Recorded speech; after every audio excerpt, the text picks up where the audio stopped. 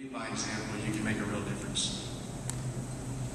At this time, allow each candidate 2 minutes to share their closing comments. We call first Mr. Chandler for closing comments.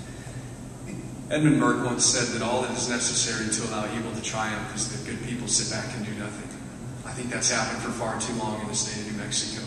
I think the Attorney General's office for far too long has been a political resting spot or a political stepping stone. I'm asking all New Mexicans and those that are watching at home tonight to stand with me.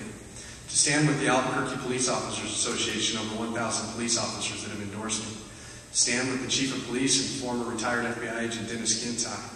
Stand with the Fraternal Order of Police, over 2,500 members of New Mexico law enforcement that are standing with me. Because I'm going to stand up for the Constitution. I'll make sure that we let it known clear that Congress should not mandate New Mexicans to purchase health care under the threat of a penalty or a tax. I will stand up for New Mexicans with regard to border security and make sure that they all understand that illegal immigrants understand that New Mexico is not an attractive place to live. That you are not going to be able to obtain a New Mexico driver's license because it's a public safety issue and it's a national security issue. I want to make sure that I'll stand up for the law enforcement officers and those that are involved in working in law enforcement, that if in fact someone determines to take their life, that person will be held accountable with the death penalty. We need to bring that back. I want to stand up for New Mexicans. I want to stand up for victims. I want to stand up for the Constitution. I'm asking you to stand with me. I'm asking for your vote this November 2nd, and actually, as you're watching this, you can probably vote already. And so go in there and please take a serious consideration, because this year is very, very important. It's very important that we put people above politics in New Mexico, and we stop playing politics in the Attorney General's office. I'm asking for your vote. I'm asking for your prayers for both myself and my opponent as we're on the road, and make an informed decision. And thank you very much for your time tonight. Mr. King, your closing comments. Well, thank you. Once again, I appreciate all of the time and effort that folks have put into listening to both of us candidates. And I think if people look at the 2 candidates for Attorney General, that the choice will be clear. I have said that if your only tool is a hammer, you see every problem as a nail.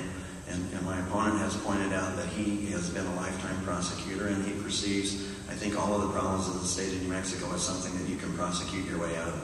But the truth is that the Attorney General's office is a broad policy-making office who do a lot of prosecution, although the first-line prosecutors in New Mexico are the district attorneys. I think that they generally do a good job at that.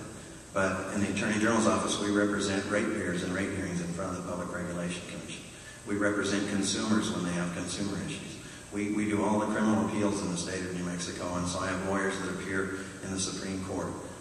I have the experience that is necessary from my legislative background, from my background as a business owner. I started my own law firm and have my own law firm for 10 years. I worked in the private sector as a corporate lawyer for almost 10 years, as a matter of fact, representing the website down in Carlsbad, and so I have a lot of experience in southeastern New Mexico. But the truth is we have hard times coming, and we need the best lawyer that we can to represent the state of New Mexico, and the lawyer that has the best experience. And it's all about judgment.